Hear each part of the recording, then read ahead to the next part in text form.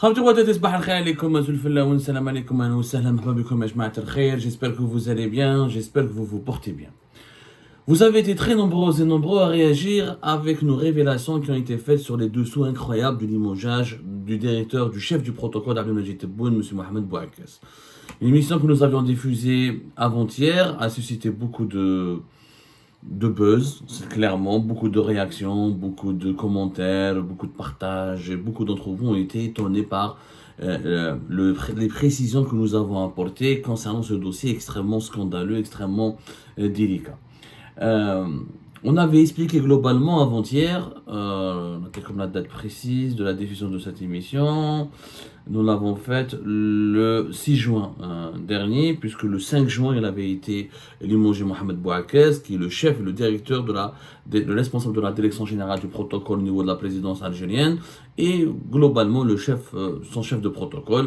Un poste qui n'est pas clé, un poste tout simplement, un poste protocolaire. Le directeur du protocole, c'est des activités protocolaires, c'est l'agenda du président, ses réunions, il organise son agenda de travail et ses relations avec les autres institutions, les interlocuteurs de l'État algérien. C'est-à-dire que le président de la République, il s'appuie sur son directeur du protocole pour organiser ses rencontres, ses visites, ses réunions, ses activités protocolaires, ou ses activités de collaboration avec les autres institutions, les autres représentants des institutions, les autres interlocuteurs qui ont en charge de gérer certaines institutions de l'État. Donc l'information en soi n'a pas d'impact sur le quotidien de la population algérienne. Mais elle a un impact ni sur le développement du pays, ni sur le problème, c'est les raisons. C'est la manière avec laquelle elle a été dirigée, elle a été limogée, et c'est la manière comment ce dossier a été dirigé au niveau de la présidence, et c'est encore une fois les propos extrêmement graves qui ont été diffusés dans un communiqué officiel. C'est quand même la première fois on voit une présidence de la République, dans l'histoire de l'Algérie, en tout cas c'est un fait inédit. Oui, non, la présidence de la République affirme que le président de la République a mis fin aux fonctions d'un responsable de la présidence pour faute grave et manquement à la déontologie de la profession. Comme dans l'émission précédente, que le problème de Mohamed Bouakas, c'est qu'il a eu un conflit personnel qui a pris une dimension alarmante et dramatique avec le secrétaire particulier de Abdelmajid Tebboune, qui est Amirouche Hamadesh. Amirouche Hamadesh, son secrétaire particulier, où Mohamed Bouakas était son chef du protocole. Darbo Binetum, Amirouche Hamadesh a creusé la tombe, quelque part. Il a creusé la tombe de Mohamed Bouakas. C'est lui qui est à l'origine d'un rapport accablant qui a été remis à Abdelmajid Tebboune, dans lequel on le reproche à Mohamed Bouakas une liaison amoureuse, une liaison intime avec une fonctionnaire avec une femme qui travaille comme fonctionnaire au niveau de la présidence de la République. Et ensuite, il y a eu des fautes qui ont été commises par M. Mohamed Bouakas au niveau de l'accueil, au niveau de l'organisation des services protocolaires lors de la visite à Abdelmajid Tebboune à Khenchela, au niveau de certaines rencontres récentes qui ont été organisées par Tebboune à Alger. Mohamed Bouakas, il a commis des erreurs. Le protocole du président n'était pas bien soigné, n'était pas, disons, rigoureux, mais la principale raison de son limogeage, c'est cette fameuse liaison qu'on lui avait imputée avec une fonctionnaire de la présidence de la République, où c'est Amirouche Hamadesh, le secrétaire particulier, qui est devenu le concurrent de Mohamed Bouakas. Les deux responsables de la présidence étaient en lutte permanente au niveau du palais présidentiel d'El-Monadia pour disposer chacun de ces deux personnes était en train de lutter pour avoir le plus de pouvoir d'influence sur le président. Abdelmajid Tebboune a fini par trancher en faveur d'Amirouche Hamadesh, son secrétaire particulier, au détriment de Mohamed Bouakas. Mais nous avons obtenu d'autres précisions. Et nous allons vous faire d'autres révélations parce qu'on a approfondi nos investigations sur ce dossier et on a découvert de nouveaux éléments. Et les éléments, c'est quoi? D'abord, nous collégeons une information. Dans l'émission précédente, Mohamed Bouakas, il a une fille qui était malade, qui était cancéreuse. En fait, c'était lui qui est cancéreux, c'est pas sa fille. C'est lui qui est cancéreux. C'est lui qui est atteint d'un cancer et d'une tumeur assez grave. Et ça fait 2 ans qu'il devait se soigner et qu'il n'a pas eu l'occasion ni l'opportunité d'aller se soigner à l'étranger. Il devait être admis dans des soins, il devait aller à l'étranger pour subir des soins intensifs. Mais malgré cela, il n'a pas eu le temps ni l'opportunité nécessaire, ni l'opportunité. Il était d'ailleurs loyal à Abdelmajid Tebboune. Nous avons aussi confirmé qu'effectivement il a eu un problème, un différend personnel avec Amirouche Hamadesh, qui est le secrétaire particulier de Tebboune. Donc les deux personnes étaient en concurrence, ils avaient une relation ils étaient en froid, il y avait donc un bras de fer entre les deux, mais Mohamed Bouaké ne voulait pas voler la place de Amirouche Hamadesh, ou là, ne voulait, c'est Amirouche Hamadesh qui voulait se débarrasser de Mohamed Bouaké parce qu'il gênait ses intérêts, parce que Mohamed Bouaké ne voulait pas entrer dans des manœuvres de clan. Mohamed Bouaké, d'après ce que nous avons pu comprendre et ce que nous avons pu prouver au cours de notre enquête, c'est quelqu'un qui veut se contenter uniquement de faire son travail. Il veut juste faire son travail, travailler bien pour le président, contenter le président, et à la fin de la journée, il veut rentrer chez lui et rester à la maison. C'est pas le genre de gens qui veut faire des conciliabules, des affaires, où il appelle au téléphone, où il essaye d'intervenir pour débloquer tel intérêt pour tel intérêt. Et il aime les affaires, il veut pas trop s'afficher, il veut rester très discret. Et aucun, toujours en conflit avec Amirouche Hamadesh, mais aussi il était en conflit avec les responsables de la direction de communication dans la présidence. Les Houma Kamel Sidi Saïd et le deuxième Abdellatif Belkaïm. D'ailleurs, c'est Kamel Sidi Saïd Abdellatif Belkaïm. Il y a de cela 2 mois, l'adjoint de monsieur Mohamed Bouakez a été enlevé, a été limogé par le président. Parce que Abdellatif Belkaïm et Kamel Sidi Saïd ont fait un rapport accablant, ils ont demandé au président de sanctionner et de punir l'adjoint de Mohamed Bouakez, toujours pour des problèmes organisationnels, il y a des problèmes disciplinaires ou organisationnels superflus. Genre voilà, il y avait des journalistes qui ont été, peut-être qu'ils se sont trop approchés du président, ou là des personnes qui se sont un peu approchées du président sans que le président ne soit au courant, ou là nous l'autorise, ou là du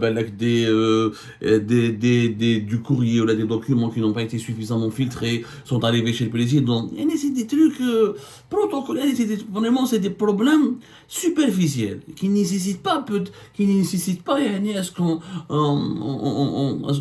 à ce qu'on provoque ou à ce qu'on déclenche tout un scandale. Mais هما هذا كما سيدي سعيد ou Abdellatif Belkaïm qui مع Amirouche Hamadesh étaient en conflit personnel avec Mohamed Bouaké parce que Mohamed Bouaké est devenu leur concurrent. Ils ont fait un clan. Ils ont fait un clan au niveau de la présidence et que Mohamed Bouaké ne voulait pas rejoindre leur clan, ne voulait pas travailler pour eux, ne voulait pas appliquer leur agenda, ne voulait pas être soumis à leur désir ou là, ne voulait pas être soumis à leur agenda ou là, à leur plan et à leurs intérêts. Ils ont estimé qu'il fallait se débarrasser de lui. Mohamed Bouaké est devenu un concurrent parce que Romadoka ou la présidence, l'entourage de Tebboune, chacun veut être le plus proche du président. Chacun veut être le mieux connecté. Chacun veut avoir l'oreille du président. Chacun veut avoir l'influence la plus importante sur le président. Du coup, chaque a plusieurs femmes, où chaque femme veut avoir la première place, veut être celle qui domine, veut être la chouchou, veut être celle qui va être le mieux traitée, celle qui va avoir le plus de privilèges. Ça, c'est ça. On dit l'entourage d'Abdelmajid Tebboune. Kamel Sidi Saïd, Amirouche Hamadesh, Abdellatif Belkaïm ou d'autres, chacun veut avoir l'accès le plus favorable au président de la République. Donc, ils étaient en concurrence, mais son chef du protocole, Mohamed Bouaké, comme il est son chef du protocole, il était obligé de le voir régulièrement, il était obligé de le traiter avec lui régulièrement. Donc, au moins, ils ont eu peur, éventuellement, que Mohamed Bouaké grandisse aux yeux du président, qui prendra plus de pouvoir prochainement et qui risque d'éjecter. S'il prend plus de pouvoir, ça veut dire qu'ils vont, eux, perdre leur pouvoir au détriment, au profit de M. Mohamed Bouaké. Et Mohamed Bouaké, s'il allait connaître des promotions, ou s'il allait avoir une ascension encore plus importante au niveau de la présidence, ça risquait de nuire aux intérêts d'Akamal Sidi Saïd, Amirouche Hamadesh ou d'Abdellatif Belkaïm. Donc, ils ont commencé à utiliser la moindre erreur, la moindre défaillance pour remonter le président contre lui. Bon, comme Mohamed Bouaké n'était pas un chef de protocole excellent, c'était pas une lumière, il n'était pas vraiment à la hauteur de ce poste-là, ils ont profité de certaines erreurs, de certaines fautes, et des fautes protocolaires, comme lors des visites, des rencontres, lors des travaux menés par Abdelmajid Tebboune. Il y a toujours quelques failles, mais c'était pas des erreurs scandaleuses. زاد صابروا هذه الحكايه تاع Déjà, ils se sont débarrassés d'ailleurs de son adjoint il y a de cela 2 mois. Mon adjoint, ils ont trouvé cette histoire de liaison amoureuse avec une femme au niveau de la présidence. كبروها bien sûr هما ردوها une liaison scandaleuse ردوها شغل ما على باليش شغل les liaisons dangereuses ردوها les feux de l'amour au niveau du palais présidentiel دابا باش يكسروا باش يوسخوا la réputation تاعو pour pousser Tebboune à le limoger هما ils voulaient en fait هذا الكلان هما c'est une lutte de clan au sein de l'entourage de Tebboune يعني كان سيدي سعيد أميروش حمداش وعبد اللطيف بالقايم et leurs complices et leurs amis au sein du palais présidentiel de Mouradia ils voulaient quoi ils veulent s'emparer ils veulent avoir l'exclusivité de la gestion de l'agenda, des travaux, des rencontres et de toutes les activités du président de la République. Ils veulent avoir une emprise totale sur les activités du président de la République pour qu'il puisse exercer sur lui une influence certaine. Une influence infaillible. Alors que ça les gênait beaucoup. Ils connaissent d'accord, qui partagent le même accès au président qu'eux, qui rencontrent le président comme eux, qui parlent au président comme eux et qui pourraient retourner contre eux le président de la République. Donc ils voulaient se débarrasser de lui. Donc l'adjoint a été limogé de sa demande. Ils ont utilisé cette histoire de liaison amoureuse. Ils ont profité de certaines erreurs au niveau du protocole. C'est des erreurs bêtes. Ça ne mérite même pas qu'on s'y attarde parce que ça n'impacte pas sur le président Kanim Chimen ou des journalistes ou la président le président dans une rencontre où s'est trop approché de lui, le protocole aurait dû limiter l'accès à cette personne. C'est des erreurs qui ne remettent pas en cause la sécurité du président, ni qui remettent en cause sa crédibilité, ou qui ne remettent pas en cause le fonctionnement même de la présidence de la République. Mais au moins, ils en ont profité, ils ont accumulé ces erreurs-là, ou de la hkayat à la femme, ou de la hkayat bli darb, où Mohamed Bouakaz, il s'est disputé à maintes reprises avec Kamal Sidi Saïd et Amirouche Hamadash. Mes sources, on a consulté plusieurs sources concordantes, y compris au sein de la présidence de la République, qui ont assisté à des disputes. Au palais présidentiel, il y a Mohamed Bouakaz, Amirouche Mohamed Bouakaz, il y a des disputes, des propos virulents, des insultes, des invectives, où il y a un combat de coq, où l'ambiance totalement pourrie au niveau de la présidence. Ce que nous avons pu confirmer, c'est que ce n'est pas la première fois que Mohamed Bouakaz est relevé de ses fonctions. Nous avons découvert que l'année dernière, en juillet 2023, quand Abdelmajid Tebboune était en Chine, à la mi du mois de juillet, rappelez-vous, Abdelmajid Tebboune avait effectué une visite importante en Chine, et nous avons découvert que Mohamed Bouakaz, à l'époque, il avait perdu sa grand-mère, sa grand-mère qui vivait à Oran. Donc, sa grand-mère, d'après ce que nous avons pu confirmer, c'était elle qui l'avait, comment dirais-je, élevée.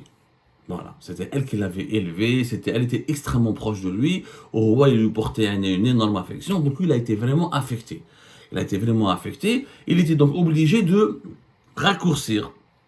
Il ne pouvait pas rester, il ne pouvait pas terminer le séjour en Chine avec la délégation qui accompagne le président Abdelmajid Tebboune. Il voulait donc entrer au pays, revenir en Algérie, aller à Oran pour assister à l'enterrement, de sa grand-mère. Donc, sur le coup, Abdelmajid Tebboune ne l'avait pas retenu. Bon, peut-être qu'il était occupé, il était en pleine visite d'État en Chine, il devait rencontrer les interlocuteurs chinois, etc. Donc il n'avait pas accordé de l'importance à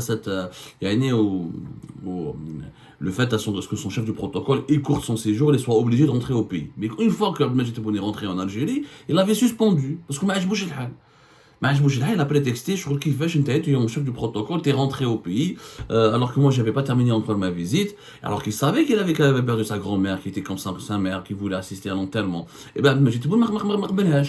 pour lui, voilà, il a perdu sa grand-mère, c'est un décès de la Ghaleb, il était en mission, il était auprès du président, il fallait pas qu'il écourte son séjour pour aller à l'enterrement. Donc, à l'époque. Mais c'était discret, parce que quitte le chef du protocole, il n'a aucun impact, c'est pas une information fondamentale. C'est pas une information précieuse ou la fondamentale qui peut ébranler le fonctionnement de l'État. Donc, à l'époque, il avait suspendu. Mais il l'avait pas limogé. Quelques semaines plus tard, apparemment, le Zaf, Abdelmajid Tebboune, Mohamed Bouakaz, il a retrouvé ses fonctions. Et où l'affaire est passée inaperçue. Vraiment, ma cache, il n'y a pas eu de scandale, ou là encore une fois, bon, président, ça c'est ce qui s'est passé, c'est passé, il a oublié, il a retrouvé ses fonctions.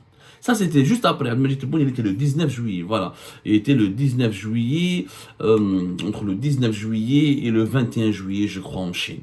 En tout cas, c'était dans cette période-là. Il était le 18 juillet, en tout cas le 18 juillet, il était entre 18 et le 22. Il était en Chine. Ça s'est passé juste au moment de la visite d'Abdelmajid Tebboune en Chine. Bon, Zaf Ali l'a suspendu. L'affaire, encore une fois, n'a jamais été médiatisée. Elle est passée totalement inaperçue. Pourquoi? Parce que Mohamed Bouakas connaît Tebboune. Il faut savoir que je corrige aussi une information. Nous avons dit dans la précédente émission, Mohamed Bouakas a fait l'habitat. Non, je fait l'habitat. Mohamed Bouakas a rencontré, a connu Abdelmajid Tebboune au premier ministère. Parce que c'est lui qui était le chef du protocole de Abdelmalek Sellal. Qui a Sellal qui Tebboune, au premier ministre en 2017. En mai 2017, le premier ministre, à l'époque, donc, Tebboune il a trouvé sur place, sa bourse sur place, comment il s'appelle, Mohamed Bouakas. Il a travaillé avec lui, il l'a gardé, et c'est là où des liens d'affinité se sont créés entre les deux personnages. Même quand il a été limogé en août 2017 à Abdelmajid Tebboune, il s'est débarrassé de Mohamed Bouakas. Il a dit voilà, moi je veux pas il a ramené son propre chef de protocole.